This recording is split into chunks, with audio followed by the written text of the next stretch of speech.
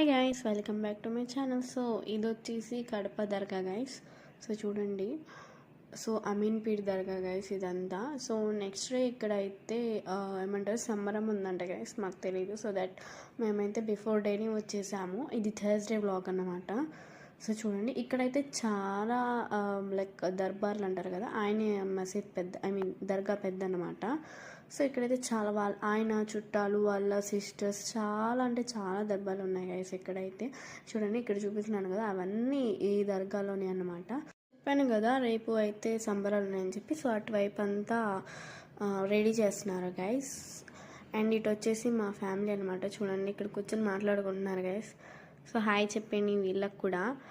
So next వచ్చేసి నేను చూపిస్తున్నాను రేపు ప్రిపరేషన్ ఎలా చేస్తున్నారు ఏంటో అనేది.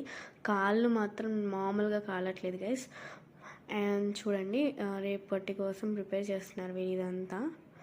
సో చూసారు కదా, చూపించాను ఇందాక నేను దర్బార్లు అన్నారు కదా గైస్, సారీ, దాన్ని మేము మదార్స్ అంటాము.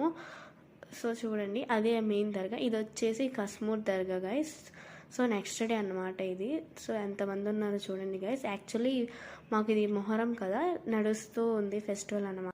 తిరుపతికి రిటర్న్ అవుతున్నాం గైస్ మళ్ళీ కడప నుంచి. సో వెదర్ చూడండి. సో మేమైతే హిల్ స్టేషన్లో ఉన్నాం కదా, మాది వచ్చేసి బీచ్ సైడ్ కదా. సో హిల్ స్టేషన్ ఏరియాస్తో సమ్మర్లా ఉంది గైస్, మామూలుగా లేదు ఎండ.